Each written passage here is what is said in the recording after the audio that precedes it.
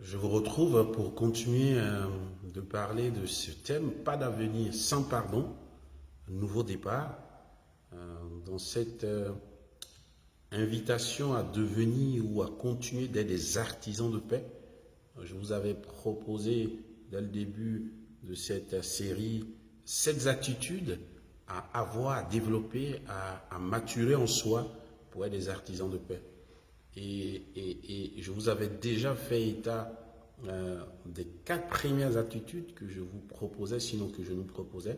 Refuser l'injustice, refuser les préjugés, être tolérant.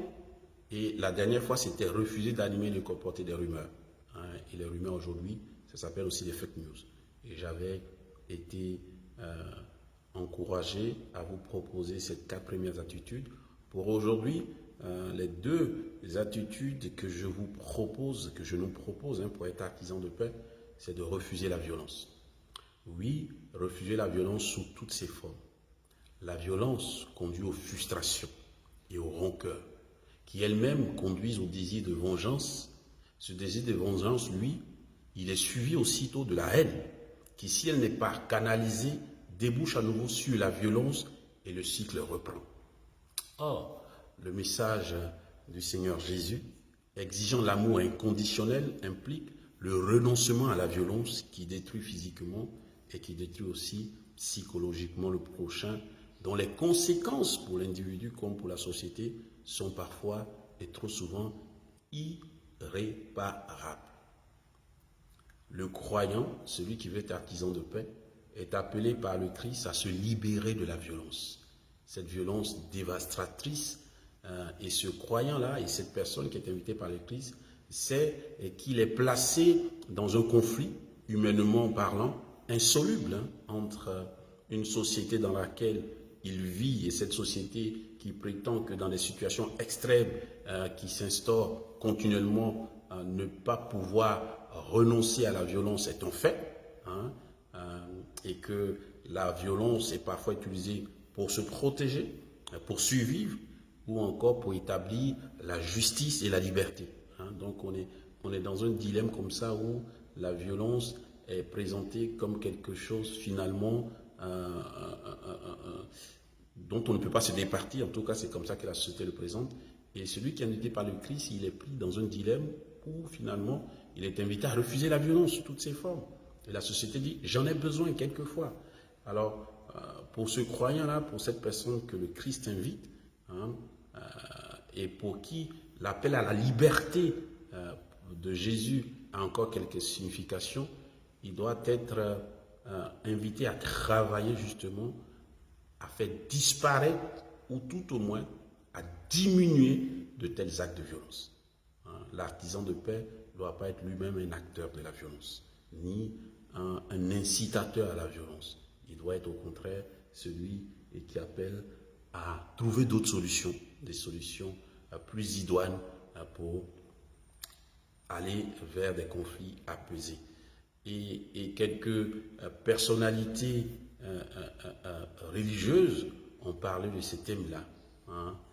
La paix entre les peuples et les exigences de justice sociale sont des revendications légitimes et qui sont au cœur de nos sociétés, n'est-ce pas? Alors, les hommes, pour que ces 2 exigences qui sont la paix entre les peuples et cette exigence de justice sociale, les hommes sont invités donc à créer des conditions politiques qui permettent de vivre non pas dans une atmosphère d'absence de guerre, mais dans une paix réelle. Quelqu'un dit que la paix, ce n'est pas toujours l'absence de guerre.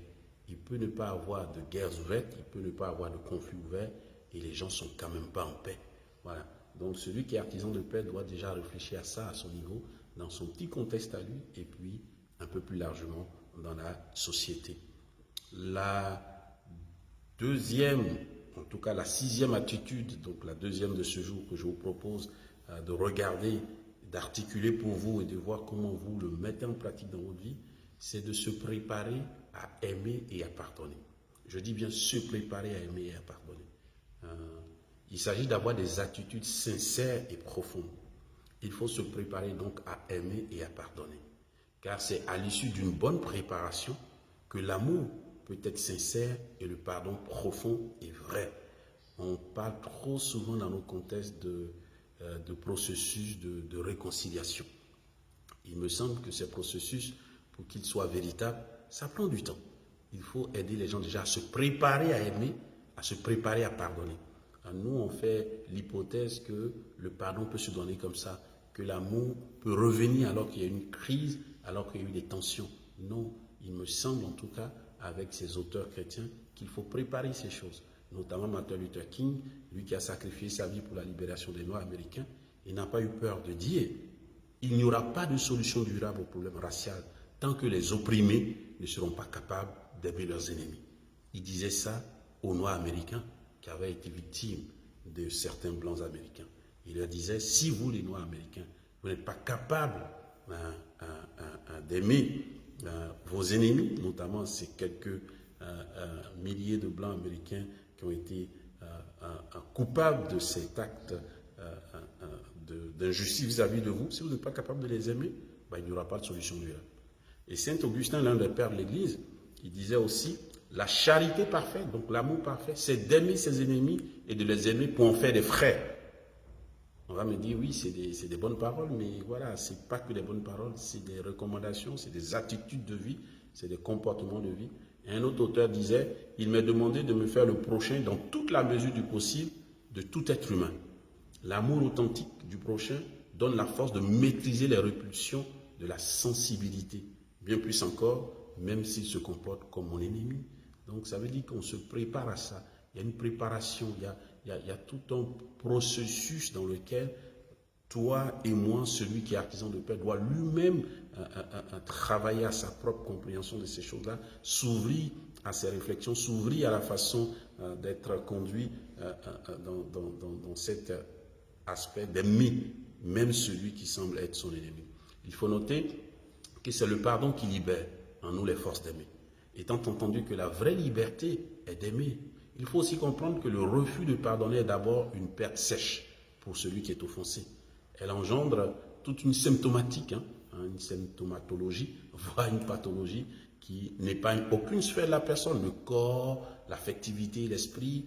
En fait, le premier pas du pardon est donc le refus, la décision de refuser de se venger. Aussi, étant entendu que nous sommes condamnés à vivre ensemble sur cette portion de terre que Dieu nous a donnée, c'est-à-dire le même pays parfois, la même ville, le même village, nous sommes condamnés à vivre sur cette portion de terre, et même si cela est difficile, mais parce que nous ne sommes pas infaillibles, donc nous sommes cautions à l'erreur, parce que nous nous blesserons encore, ou nous allons avoir peut-être des incompréhensions avec ceux que nous aimons, nous aurons toujours besoin d'un processus de pardon, d'un processus de réconciliation pour résoudre les désaccords regrettables qui naissent entre nous. Ces désaccords sont en effet une caractéristique inéluctable de la condition humaine. C'est ce que disait Desmond Tutu. Vu que ça fait partie de notre humanité, nous devons nous encourager à travailler à l'amour et au pardon.